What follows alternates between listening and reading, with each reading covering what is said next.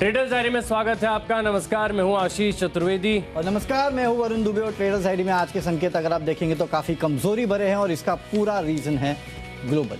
US के markets अगर आप देखेंगे तो जोरदार गिरावट यूएस के मार्केट्स में फ्राइडे को ट्रेडिंग सेशन में देखने मिलती है और इनफैक्ट लगातार 2 दिनों में अगर आप देखेंगे तो दमदार पिटाई हुई है।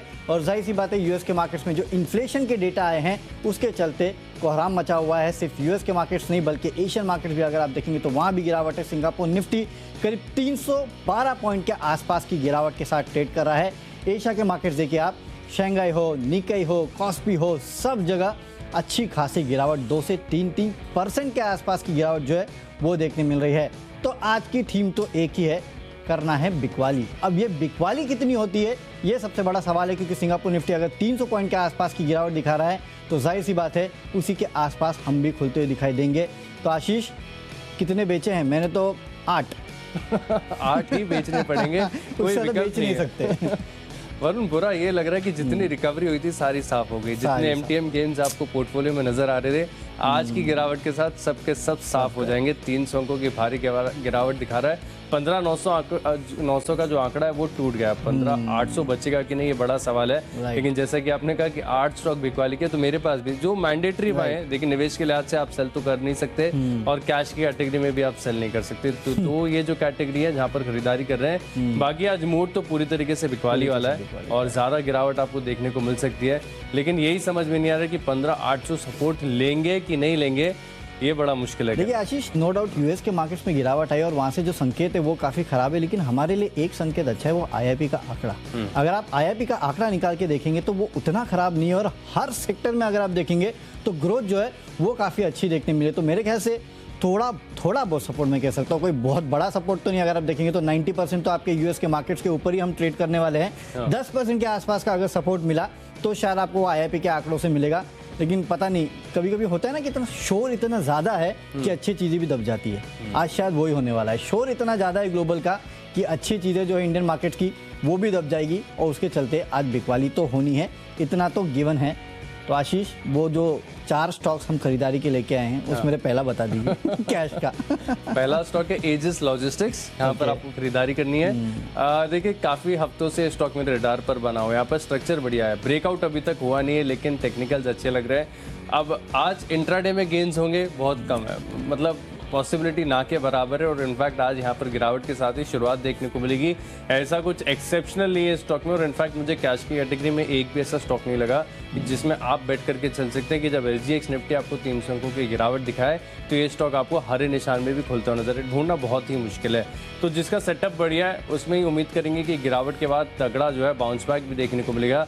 तो निचले स्तरों पर एंट्री करेंगे तो मुनाफा आपका एम्पलीफाई होगा। तो 235 रुपये का लक्ष्य है, 255 रुपये का 225 रुपये का आप लगा लीजिए स्टॉप लॉस। मैंने जो है स्टॉप लॉस आपको क्लोजिंग के लिहाज से बताया, लेकिन आप अपनी एंट्री प्राइस के हिसाब से जो है एडजस्ट करके चल सकते हैं। एजिस लॉजिस्टिक्स मेरी तरफ से कैश का स्टॉक। चलिए, मेरी तरफ से कैश का कंपल्शन है ई मुद्रा। यहाँ पे आप खरीदारी करके चल सकते हैं क्योंकि इस कंपनी के नतीजे आए हैं। नतीजे देखिए क्वार्टर ऑलमोस्ट फ्लैट रहे हैं, कोई बड़ी गिरावट तो नहीं आई है। लेकिन साल दर साल अगर आप देखेंगे तो इस कंपनी के नतीजों में बेहतरीन बढ़त देखने मिली है। तो मेरे ख्याल से ये एक ट्रिगर बन सकता है आज इस काउंटर में तेजी का। हालांकि कह नहीं सकते क्योंकि जिस तरह से मार्केट में गिरावट है, अच्छे खबरों पे भी जैसे मैंने कहा कि कोई स्टॉक चलने से रहा। इसके लिए ई मुद्रा ये एक बेट है।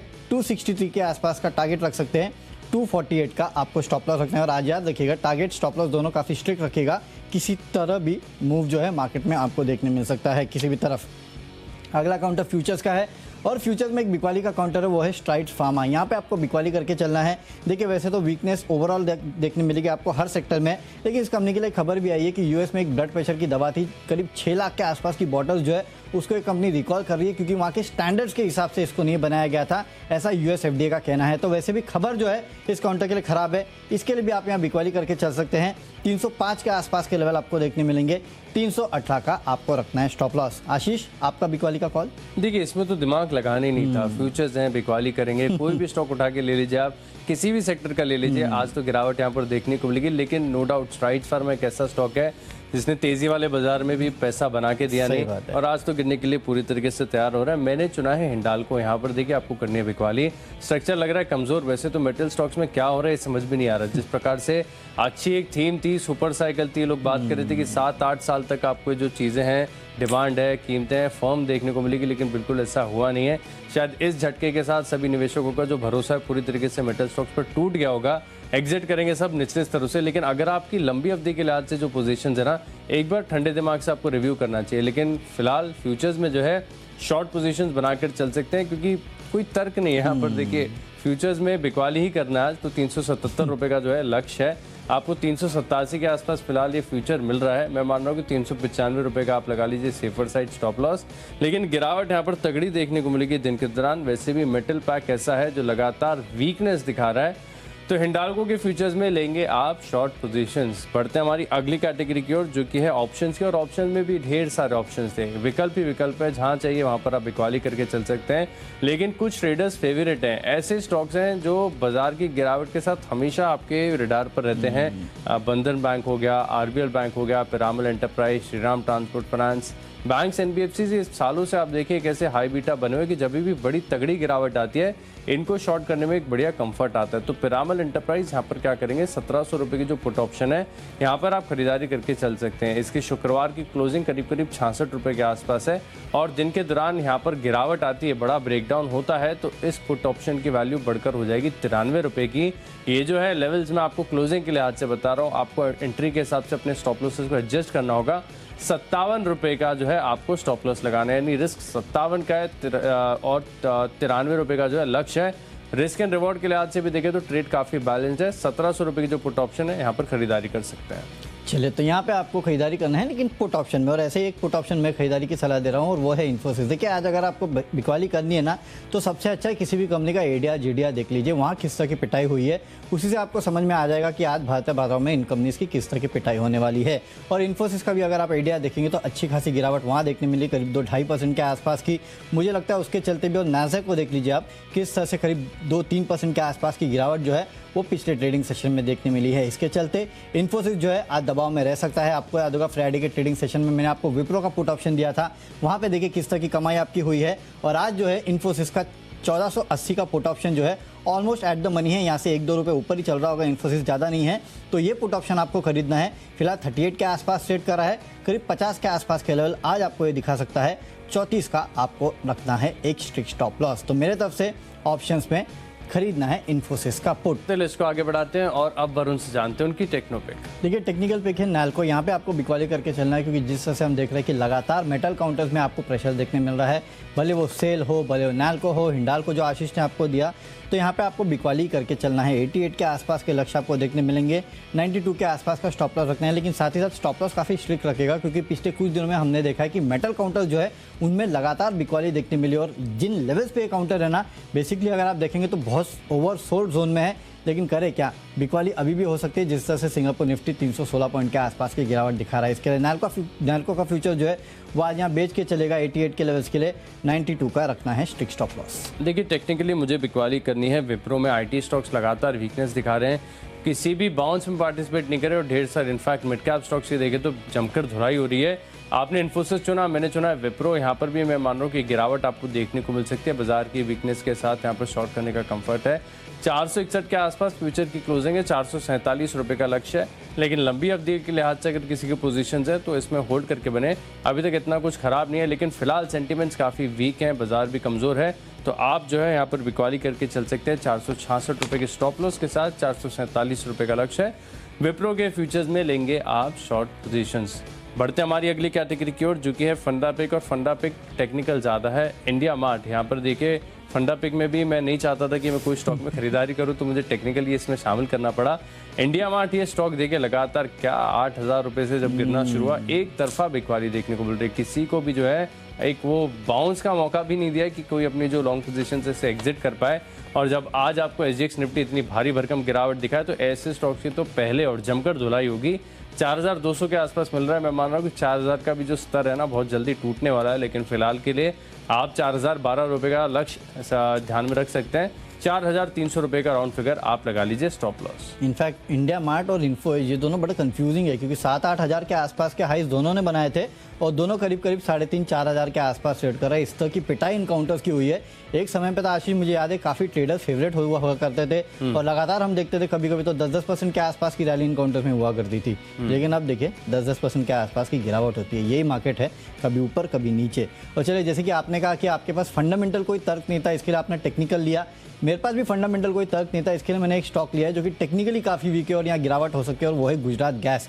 पिछले पूरे हफ्ते में देखिए 15-16% के आसपास की गिरावट जो इस काउंटर में हुई है। और वैसे भी अगर आप देखेंगे तो जिस तरह से ऑयल एंड गैस के दाम बढ़ रहे हो, खासकर गैस के दाम जो फ्रीपोर्ट में, आपको याद होगा फ्रीपोर्ट एलएनजी में जिस तरह से ब्लास्ट हुआ था, उसके बाद वहाँ से जो सप्लाई के डिसरप्शन का इम्पैक्ट हुआ था, हालांकि वो एलएनजी पे ज़्यादा है, लेकिन उसके चलते कहीं ना कहीं ग्लोबली गैस के दाम जो है उसमें भी बढ़ोतरी देखने मिली है और अगले 2-3 हफ्ते तक ये जारी रहेगा। और इन कंपनीज़ ने इसके पहले भी इन कंपनियों को जो दाम है वो पास ऑन करने में काफ़ी दिक्कतें आई थी। पिछला क्वार्टर तो अच्छा रहा था, क्योंकि उसके पहले का क्वार्टर आपको याद होगा जिस तरह से इन कंपनीज़ को मार्जिन्स पे हिट लेना पड़ा था।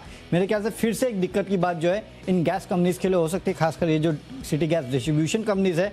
हालांकि बिजनेस मॉडल अच्छा है, ग्रोथ पूरे सेक्टर में अच्छी है, लेकिन याद रखिएगा जैसे जैसे वॉल्यूम्स बढ़ते हैं, अगर स्पॉट मार्केट में गैस के दाम बढ़ेंगे तो उसका सीधा इंपैक्ट जो इन कंपनीज़ के मार्जिन्स पे होगा। इसके लिए मुझे लगता है कि थोड़े बहुत फंडामेंटल्स भी इन कंपनीज़ के वीक हो रहे हैं, लेकिन फंडामेंटल से ज़्यादा ये एक टेक्निकल कॉल है। यहाँ पे आप बिकवाली करके चलेगा 460 के लेवल के लिए 478 के पास का आपको रखना है स्टॉप लॉस। चलिए अगले कैटेगरी की तरफ बढ़ते हैं, जो कि है निवेश के दम पर। निवेश के दम पर दिग्गज एलएनटी में आपको करनी है खरीदारी। जैसे कि मैंने कहा कि जो आईआईपी के आंकड़े आए हैं माफ़ कीजिएगा, उसमें अगर आप देखेंगे तो जो कैपिटल गुड सेक्टर है उसमें काफ़ी बेहतरीन ग्रोथ देखने मिली है। इनफैक्ट जितने सेक्टर्स हैं उनमें काफ़ी अच्छी ग्रोथ देखने मिली थी, उसमें खासकर कैपिटल गुड्स में अगर आप देखेंगे, कंज्यूमर ड्यूरेबल्स में अगर आप देखेंगे, तो ये तमाम वो सेक्टर्स थे जिनमें अच्छी खासी ग्रोथ हुई है। इसके लिए एलएनटी ये एक स्टॉक है जिसको आपको अपने रडार पर रखना है। वैसे भी इकोनॉमी जो ओपन अप हो रही है उसका एक बड़ा फ़ायदा जो है वो इस कंपनी को हमेशा से होता है, और इकोनॉमिक ग्रोथ के सीधे सीधे पैरेलल जो है वो ये कंपनी चलती है। हालांकि आज मार्केट क्योंकि डल है, उसके चलते हो सकता है कि आपको थोड़ी बहुत दबाव जो है इस काउंटर में देखने मिले, तो निश्चित तौर पे अगर आप खरीदारी करेंगे तो आपके लिए और बेटर होगा। फिलहाल 1585 के आसपास चल रहा है। फिलहाल जितना पैसा आप लगाना चाहते हैं उसमें से करीब 30% के आसपास लगाइएगा, ज़्यादा नहीं लगाना है। एक बार मार्केट को रिकवर होने दीजिएगा, फिर स्टैगर्ड वे में बाइंग कर सकते हैं। अगले 6 महीनों में 1900-2000 के आसपास के लेवल जो है आपको इस काउंटर में देखने मिल सकते हैं। आपको याद होगा कुछ दिनों पहले भी काफ़ी सारे ब्रोकरेज हाउसेस थे जिन्होंने इस कंपनी के ऊपर अपनी रिपोर्ट निकाली थी। 1925-2000 के आसपास के लेवल जो है वो सबके सब दे रहे थे, और अब जो आईआईपी के आंकड़े आए हैं वो कहीं ना कहीं इस कॉन्फिडेंस को और बढ़ाते हैं। और हो सकता है आपको इस पूरे सेक्टर में, भले वो एलएनटी हो, भले वो थर्मैक्स हो, भले वो सीमेंस हो, भले वो एबीबी हो, इनमें अगले कुछ दिनों में अच्छी खासी तेज़ी देखने मिल सकती है। एलएनटी मेरा पिक है, आप अपना पिक चूज कर सकते हैं, लेकिन ये स्टॉक जो है अगले 6 महीनों में 1900 के आसपास के लेवल आपको दिखा सकता है। तो स्टैगर्ड वे में एलएनटी में करनी है खरीदारी। और स्टॉक में देखिए वैसे वरुण इतना बड़ा करेक्शन आया नहीं है बाजार की गिरावट के साथ, राइट, होल्ड कर रहा है। एक ऑब्जर्वेशन मेरा है कि इस गिरावट में देखें तो ग्रोथ की वक्त जमकर पिटाई हुई है, लेकिन वैल्यू को अभी भी बाजार जो है सहारा दे रहा है। मिसाल के तौर पर आईटीसी को देखिए, आईटीसी क्या है, डटा हुआ है स्टॉक, अपने जो है लेवल्स हैं उसके ऊपर अड़ा हुआ है। बाकी के जितने भी हाई ग्रोथ वाले स्टॉक्स थे, मिसाल के तौर पर काफी स्टॉक ऐसे रहे कि हमारे रिकमेंडेशन भी थे। एक डिक्सन टेक देखिए क्या बुरी हालत होगी, लगातार गिरावट यहाँ पर देखने को मिल रही है। तो हाई ग्रोथ हाई पी वाले स्टॉक्स की हो रही है जमकर धुलाई, लेकिन ग्रोथ को बाजार जो है वैल्यू दे रहा है, और वैल्यू को जो है बाजार वैल्यू दे रहा है। एलएनटी ये स्टॉक ऐसा है जो मेरा भी यहाँ पर कन्विक्शन पूरी तरीके से है, यहाँ पर निवेश कर सकते हैं। अच्छा, मैंने चुना है इंगरसोल रैंड को। इस स्टॉक में आपको खरीदारी करनी चाहिए। देखिए टेक्निकल्स फंडामेंटल्स बहुत ज़्यादा सपोर्टिव है, मैं मान रहा हूँ कि स्टॉक काफ़ी बढ़िया कर सकता है। अगर आप इस स्टॉक की जो है जूम आउट करके लंबी पिक्चर देखें, चार्ट को देखें, वीकली टाइम फ्रेम पर स्विच करके देखेंगे तो आपको समझ में आएगा कि हर गिरावट जो है स्टॉक के अंदर खरीदारी का मौका है। तो 1750 ये लक्ष्य में जो है बहुत ही कंजर्वेटिव पे बता रहा हूँ, लेकिन मैं मान रहा हूँ बहुत जल्दी ये पर जो तेजियाँ देखने को मिलेगी। आप केवल 12 महीने का व्यू बनाकर यहाँ पर खरीदारी करके चल सकते हैं। रेस्ट को आगे बढ़ाते हैं। अगली जो हमारी कैटेगरी है वो है खबरों के दम पर, और यहाँ पर भी शॉर्ट पोजीशंस बनानी है दीपक नाइट्राइट में, क्योंकि यहाँ पर देखिए गुजरात पोल्यूशन बोर्ड की तरफ से भी आ गया है कि आपको फिलहाल जो है ये प्लांट में आग लगी थी तो वहाँ पर दोबारा कामकाज शुरू नहीं कर पाएंगे। कुछ जुर्माना भी लगाया, तो इसके चलते एक सेंटिमेंटल इम्पैक्ट है। 1800 रुपये का लक्ष्य, 1875 का लगाइए स्टॉप लॉस। चलिए, तो दीपक नाइट्राइट यहाँ पे आपको बिकवाली करना है। जिस तरह से खबरों के घेरे में ये काउंटर है और लगातार बुरी खबरें आती रही है, उसके चलते जाहिर सी बात है आज फिर से प्रेशर देखने मिल सकता है। लेकिन खबरों के दम पे एक स्टॉक और है जिसमें आपको प्रेशर देखने मिलेगा, और वो है आरबीएल बैंक। यहाँ पे आज बिकवाली हो सकती है। हालांकि जो on the face of it पहली खबर आई थी तो ये पॉजिटिव लगा था कि आर सुब्रमण्यम जो है उनको एमडी और सीयू नियुक्त किया गया है आरबीएल बैंक का। लेकिन उसके बाद ब्रोकरेज हाउसेस की जो प्रतिक्रिया आ रही है वो कहीं ना कहीं थोड़ी डराने वाली है। भले वो सीएलएससी की हो जिन्होंने इसको डाउनग्रेड कर दिया है और अब कहीं ना कहीं आउट परफॉर्मर की रेटिंग दे रहे खरीदारी से अब इसको डाउनग्रेड किया है। प्रॉब्लम यह है कि यहाँ पे टारगेट नहीं घटा है। अब टारगेट में घटाने के लिए कुछ ज़्यादा बचा नहीं है, जिस तरह से पिटाई इस काउंटर की लगातार हो रही है और ऑलमोस्ट देखिए 114 के आसपास ट्रेड कर रहा है। 130 का टारगेट दिया है, लेकिन कहीं ना कहीं जो अपॉइंटमेंट हुआ है उसके ऊपर इन्होंने सवालिया निशान उठाए हैं और उसके चलते हो सकता है कि आपको इस काउंटर में थोड़ा बहुत दबाव देखने मिल सकता है। 110 के लेवल के लिए आप बिकवाली कर सकते हैं, 116 का आपको रखना है स्ट्रिक्ट स्टॉप लॉस। तो खबरों के दम तक हो चुका है, आखिरी कैटेगरी माई चॉइस की बची है। यहाँ पर पहला स्टॉक है मिडिल लिस्ट में कैन फिन होम्स, यहाँ पर आपको करनी है बिकवाली। वैसे देखें तो LIC हाउसिंग फाइनेंस भी स्टॉक कैसे है, मेरे रडार पर था, यहाँ पर काफी कमजोरी नजर आ रही है चार्ट्स पर। कैन फिन होम्स में भी देखिए कन्विक्शन बन रहा है, यहाँ पर शॉर्ट पोजीशंस लेने का। 454 के आसपास की क्लोजिंग है, 440 रुपए के लक्ष्य के लिए लीजिए शॉर्ट पोजीशंस और 460 यानी केवल 6 रुपए का जो है आपको क्लोजिंग के हिसाब से रिस्क कैलकुलेट करके स्टॉप लॉस लगाना है। यहाँ पर गिरावट आपको देखने को मिल सकती है। अगला स्टॉक है मिडिल में बी सॉफ्ट, यहाँ पर भी देखें तो लगातार जब से IT स्टॉक्स में एक बड़ा मेल्टडाउन शुरू हुआ है, लगातार स्टॉक में कमजोरी नजर आ रही है। और आज भी देखें जब इन्फोसिस, TCS, विप्रो जैसे स्टॉक्स में बिकवाली की राय आ रही है तो बी सॉफ्ट का भी बुरा हाल होगा। 348 रुपए का लक्ष्य है, 356 के आसपास की क्लोजिंग है, 360 रुपए का लगा लीजिए स्टॉप लॉस। और आखिरी स्टॉक है मिडिल लिस्ट में मनप्पुरम फाइनेंस, यहाँ पर भी अगर आप देखें तो स्ट्रक्चर बेहद कमजोर है। इन स्टॉक्स की भी देखें तो जमकर धुलाई हुई थी, एक समय की बड़ी बजिंग थीम थी कि गोल्ड लोन में देखिए कि काफ़ी बढ़िया स्टेबिलिटी है, एसेट क्वालिटी अच्छी होती है, ग्रोथ काफ़ी बढ़िया है। अब तो सरकारी बैंक भी गोल्ड लोन्स पर काफ़ी फोकस करके चल रहे हैं, लेकिन मनप्पुरम, मुथूट दोनों स्टॉक्स का देखें तो बुरा हाल है। यहाँ पर लगातार कंटिन्यूस डाउन ट्रेंड देखा जा रहा है और अभी भी मैं मान रहा हूँ कि गिरावट का जो है थोड़ा सा लेगरूम और बचा हुआ है और गिरावट यहाँ पर देखने को मिल सकती है। 93 के आसपास फिलहाल फ्यूचर में मिल रहा है, 87 रुपए का लक्ष्य है, 93.5 रुपए का आप लगाइए स्टॉप लॉस। चलिए माय चॉइस में मेरे तरफ से तीनों की तीनों बिकवाली के कॉल है और उसमें से दो तो दिग्गज स्टॉक्स है और वो इसलिए क्योंकि जिस तरह से मार्केट में गिरावट देखने मिली, खासकर मैंने कहा कि ADR GDR को आप देख लीजिए, वहाँ जिस तरह से गिरावट है उसका रिफ्लेक्शन देखने मिलेगा। रिलायंस इंडस्ट्रीज यहाँ पे आप बिकवाली करके चलेगा, अच्छी खासी गिरावट आज हो सकती है।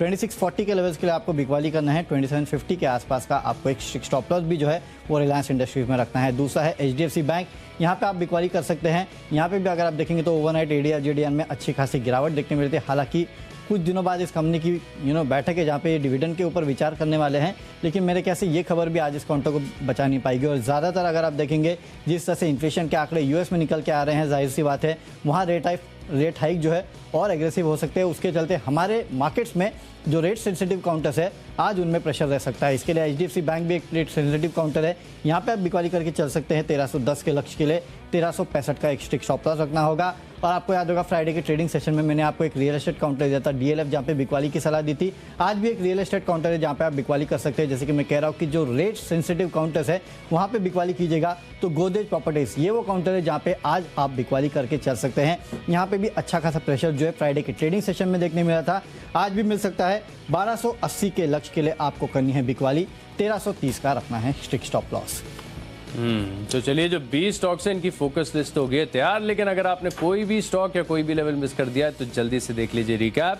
कैश का स्टॉक है मेरे इसमें एजिस लॉजिस्टिक्स, हिंडाल्को के फ्यूचर्स मिलेंगे शॉर्ट पोजीशंस और पिरामल में 1700 रुपए का पुट ऑप्शन खरीदेंगे 93 रुपए के लक्ष्य के लिए। विप्रो में आएगी गिरावट, इंडिया मार्ट मिलेंगे शॉर्ट पोजीशंस और निवेश के लिहाज से खरीदना है इंगरसोल ब्रांड, 12 महीने का व्यू बनाइए।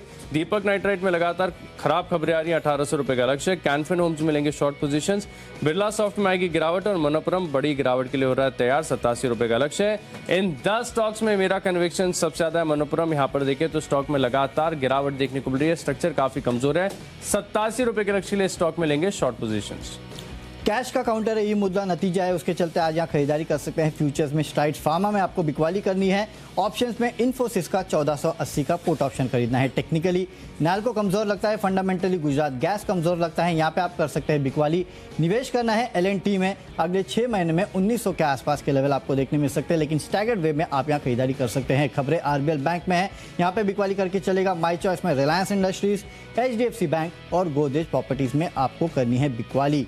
और आज का मेरा बेस्ट पिक है RBL बैंक, यहाँ पे R सुब्रमण्यम जी को MD और CEO बनाया गया है, लेकिन ब्रोकरेज हाउसेस की तरफ से जो प्रतिक्रिया आई है, CLSA ने यहाँ पे डाउनग्रेड किया है इस काउंटर को, उसका इम्पैक्ट आपको देखने मिल सकता है। 110 के आसपास के लक्ष्य जो है इंट्राडे में काउंटर आपको दिखा सकता है, 116 के आसपास का आपको रखना है स्ट्रिक्ट स्टॉप लॉस। तो चलिए स्टॉक्स की सूची तो पूरी हो चुकी है और है केवल 4 खरीदारी के, वो भी कंपल्शन स्टॉक्स। लेकिन मार्केट में जिस तरह से गिरावट देखने मिल रही है, आज ये बात तो साफ है आशीष की गहरे लाल निशान में हम ट्रेड करने वाले हैं। अब वो गहरा लाल निशान और कितना गहरा होगा ये कहना काफ़ी मुश्किल। आप सिंगापुर निफ्टी को देखिए, हमने जब शो शुरू किया था तब 312 पॉइंट के आसपास की गिरावट थी, 11 पॉइंट और बढ़ गया।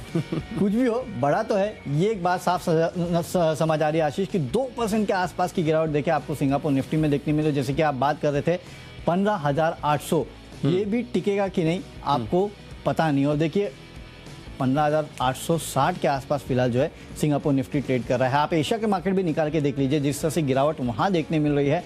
आप देखिए खासकर यहाँ पे शंघाई को देखिए, यहाँ गिरावट है, लेकिन निक्केई यहाँ करीब 2.25%, हैंगसेंग 2.3%। और सबसे बुरी बात तो ये ना, अच्छी तो नहीं है कि इसके पहले हम देखते थे ना कि यूएस के मार्केट में जब गिरावट होती थी, डाउ फ्यूचर्स, नैस्डैक फ्यूचर्स दिन में सहारा दे दिया करते थे, वो हरे निशान में ट्रेड करते थे। आज उनका कॉन्फिडेंस भी हिल गया, वो भी देखिए गिरावट के साथ ही ट्रेड कर रहे हैं। तो हर तरफ लाल निशान में ट्रेड हो रहा है। अब इससे ज़्यादा बोलने के लिए मेरे पास कुछ है नहीं, सीधे चलते शेयर बाजार लाइव में, जहाँ पे अनिल सर और दीपांशु भंडारी हमें समझाएंगे ये गिरावट क्यों है और गिरावट और कितनी गहरा आने वाली है। Deepanshu, good morning. Table tennis के अच्छे खिलाड़ी हैं आप वरुण, सीधा मेरे पे टॉस कर दिया। बट हाँ, कमजोरी तो है और काफ़ी ज़्यादा कमजोरी है। मंडे की शुरुआत, हफ्ते की शुरुआत इतने खराब नोट पर, बाकी हफ्ता कैसा रहेगा? आइए करते हैं शुरुआत शेयर बाजार लाइव की हेडलाइंस के साथ।